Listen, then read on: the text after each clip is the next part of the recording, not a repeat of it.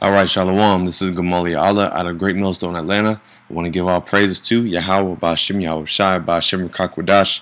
Double honors to our elders and apostles of Great Millstone. Shalom to all the Akim that pushing out this truth and sincerity.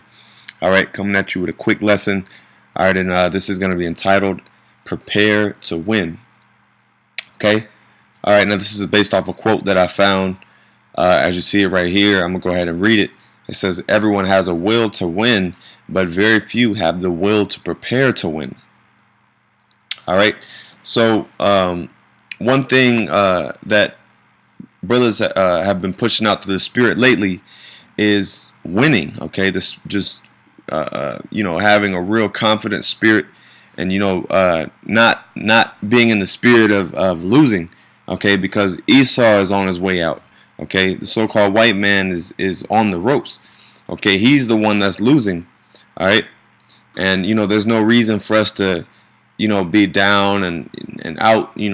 This is the time for us to really be amped up because we know the outcome. Okay, we know that Israel is gonna win. We know that this kingdom is basically gonna go away, and Jacob is the beginning of it that followeth. Okay, pursuing the 2 Ezra 6 and 10. So us knowing these things and knowing the outcome. Now, just because we know the outcome, we know that Israel is going to is going to have the next kingdom. Does that mean we just sit back and twiddle our thumbs and just wait for Esau's kingdom to end? No. We actually have to prepare ourselves, prepare to take over under YAHAWASHI, to prepare ourselves to be leaders. Okay, all right. To win is to be a leader. Okay, all right. To be an example. All right, that's a winner. Okay. A winner can show others how to win. All right, and that's what the elect is gonna do. All right, so that's our duty. Like I said, it's not to sit back and just wait and just let Esau self-destruct. No, we actually have to. I mean, if we really want the kingdom, we actually have to work. Okay, the scriptures say faith without works is dead. All right, so if you aren't working, all right, if you have faith in this thing and you aren't working, then you're wasting your time, man. All right, so let's get Matthew 20 and 16. So the last shall be first, and the first last. All right, for many be called, but few chosen. That's right. So the ones that are on top in this world, okay, the ones that are on top, okay, they're gonna be last. Okay, and the last shall be first. Okay, meaning the lowly are going to be first. Okay, the lowly in this world. And it says, many be called, but few chosen. That's right, because in this it says everyone has a will to win. So of course everyone wants to win. That's just natural human nature. Everyone wants to win, but does everyone have what it takes to win? Is everyone willing to put in the work to win? If you look at a lot of these expert athletes and all these if you look at the best in any sport, all right, they put in countless hours. They put in so much man hours of training and perfecting their skills, perfecting the basics. Okay, perfecting the rudiments. All right, there's a lot of time and effort that goes into that, and they'll tell you. Okay, but you got a lot of people. A brother commented on this quote, and the brother said, a lot. That's like going to that's like not going to practice but expecting to win. All right, yeah, because that's exactly right. If you aren't applying yourself, and you like just for instance a sporting event, or a game, or you do sports or some type of competitive thing, you would be you would be um, you basically, if you don't practice and perfect your skills, then you'd be foolish to not to expect a win. All right, you'd be absolutely foolish to expect a win because you haven't been putting in that time and effort to win. Okay, so we actually have to prepare ourselves. I'll give you another example. Is let's say for instance your grandfather was very rich, all right, and he passed away, and in maybe about a month or 2 weeks, you were getting ready to inherit, $100 million. Okay, before you get that money, you actually have to prepare yourself to have that, acquire that kind of money. Okay, if you aren't preparing yourself to have that kind of money, then guess what's going to happen? You're going to blow right through it. You're not going to be able to handle, people, all the pressures that come with having that kind of money. Like they say, money, more money, more problems. But if you are preparing to have that kind of money, all right, then you'll start to look into things. Okay, what am I going to invest in? How can I how can I put this money into a CD or some type of interest, some type of secure investment where I can receive interest on it. How can I balance this money and get certain things and manage it, because a lot of things take time to manage.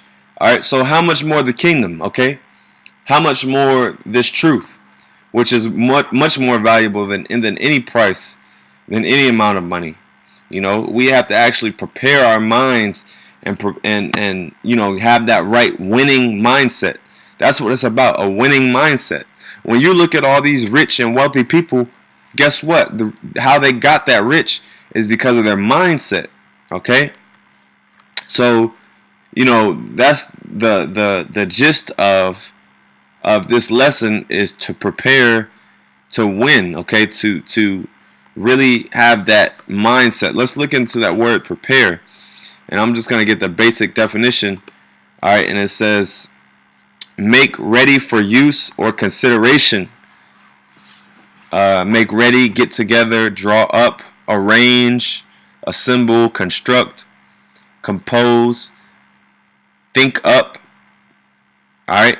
Yeah, because when you do these things, when you are putting together and you're producing and you're thinking up, winning, okay, when you're preparing yourself to receive the kingdom, then you'll be more kingdom minded. Okay, it's gonna make you more focused.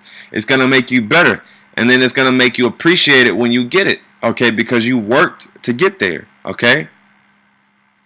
All right. So let's get Luke 14:28. All right. For which of you intending to build a tower sitteth not down first and counteth the cost, whether he have sufficient to finish it? All right, yeah, because that goes into what? Preparing. It says if you intend to build a tower, you do what? You sit down and count the costs. Okay, you have to sit down and prepare. You have to think up. Okay, how am I gonna do this? Do I have enough money? Do I have enough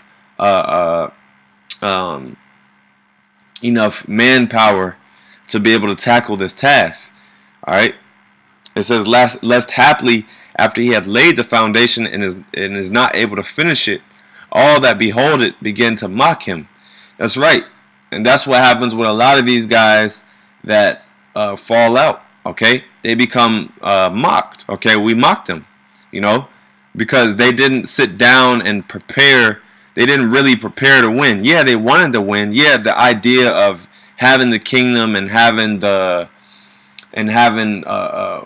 being royalty and being the chosen of the Most High, and all of it sounded good. It sounded pleasing, it sounded pleasant, but they didn't want that bitter.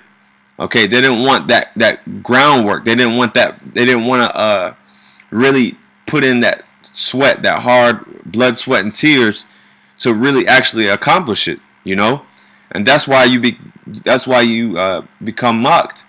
All right, saying this man began to build and was not able to finish.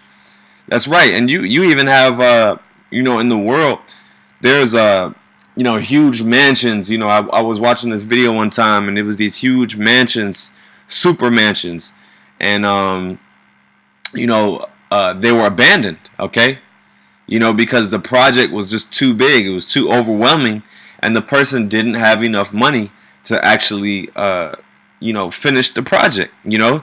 And it was shameful, because it's like, damn, you just wasted all this money, time, and effort into something that basically is now decaying. Now it's for the animals to dwell in. So these are the things we have to actually consider and put into our mind. Preparing to win. Yeah, we know the outcome. We know that Israel and the elect is getting ready to come into power. But what are you doing now to actually obtain that? The scriptures say, give diligence, make that calling and election sure.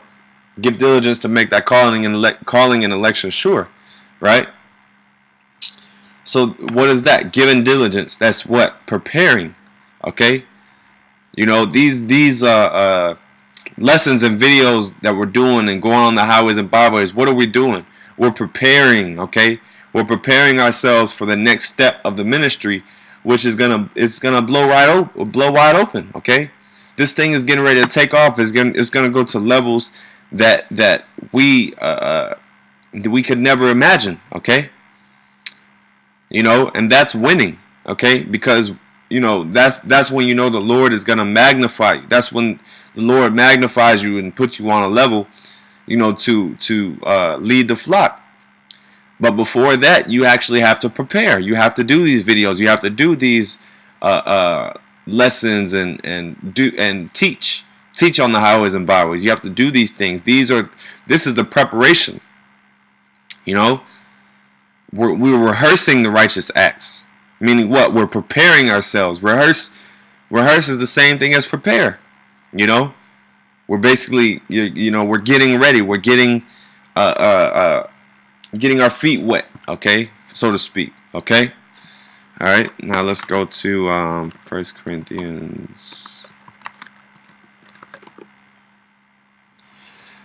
All right, so this is 1 Corinthians 6:2. Do you not know that the saints shall judge the world? And if the world shall be judged by you, are ye unworthy to judge the smallest matters? That's right. So this is the level that this is the level that this thing is going to. Okay, this is the magnitude that this thing is going. Okay, the saints shall judge the world. Okay, all right. And if the world be judged by you, are ye unworthy to judge the smallest matters? That's right. So judging small matters, judging yourself. Can you judge certain minor things? Okay, on a micro level, can you judge these things? And that goes into preparing. Preparing yourself to judge. Preparing yourself to judge the world. Verse 3, know ye not that ye shall judge angels? How much more things that pertain to this life? That's right, because we have to be able to judge things that pertain to this life, which is what? Preparing. This life and this world, and how we move in this world, and how we grow, and how we choose to spend our time, is preparing us for the next level of this thing. Okay, which is the spiritual, the spirit. Okay, all right. This thing is getting ready to take off and go into magnificent levels. Okay. All right. So we actually have to prep our minds. We have to actually really focus our attention into this thing so that we can extract everything that we need to all the skills and all the wisdom that we need to go into this day of trouble. Isaiah 33:6. Wisdom and knowledge shall be the stability of thy times. All right. And that how do you now? Why is wisdom and knowledge the stability of that times? Because what you were preparing, you prepared yourself by obtaining wisdom and knowledge. Okay, the scriptures say. Let me find it. Let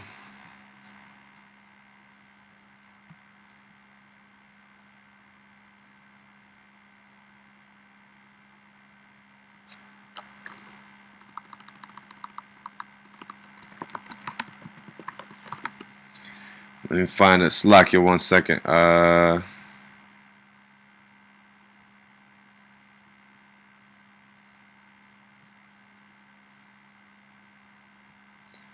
believe this is,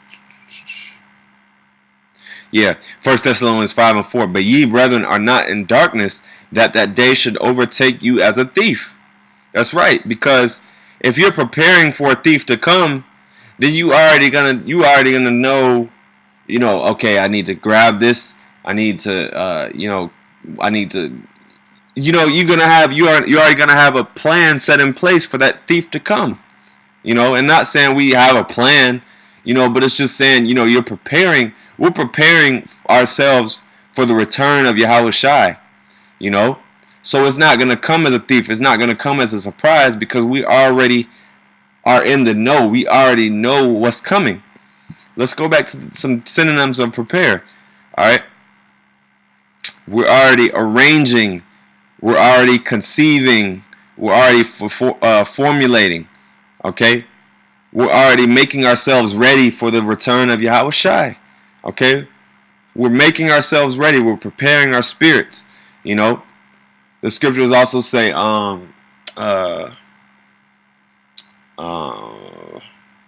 it just left me. It went for a split second, but basically, we're making ourselves ready for that return, for YAHAWASHI's big return. So it's not going to be of a shock to us. Okay? When you're prepared for something, you're not nervous.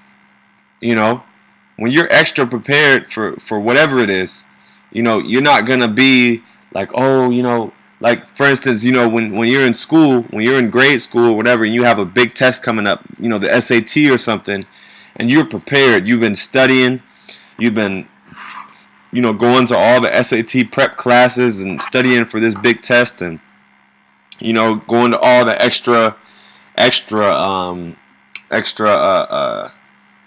help, extra tutorials, then you're gonna come in that thing confident. Okay, you're gonna come in that thing like, man, I'm about to ace this thing, man. And that's how we have to be in the spirit. Okay. We have to prepare ourselves to ace this thing. We have to prepare ourselves to win, okay? And we have to actually, get this knowledge and lock it in, okay? All right, so that it doesn't overtake us as a thief. All right. Now let me think. If I had anything else. Let me see if I want to grab this 1 second.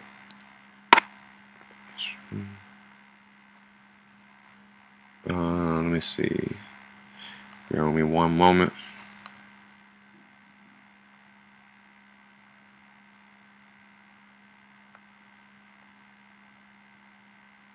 Yeah, I'll get it real quick. Computer's about to die. So I'll grab it real quick. Revelation 3:11. All right. It says, "Behold, I come quickly. Hold fast which thou hast, that no man take thy crown." That's right. Yeah, because the Lord is coming quick. Okay, we see that. We see the signs. We see the prophecies coming to pass. Habakkuk 2:3. Wait upon it. It shall not tarry. So it's not. It's not gonna hold back. Okay. All right.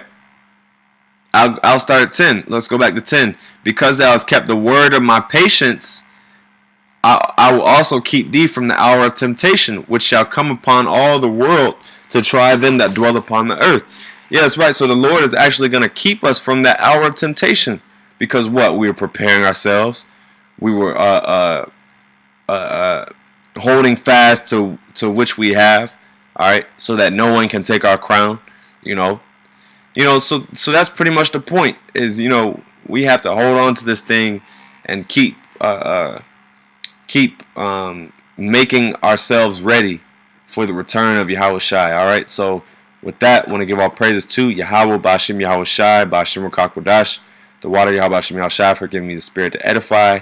I want to give double honors to our elders and apostles of Great Millstone, and peace and salutations to all the Akim. Shalom.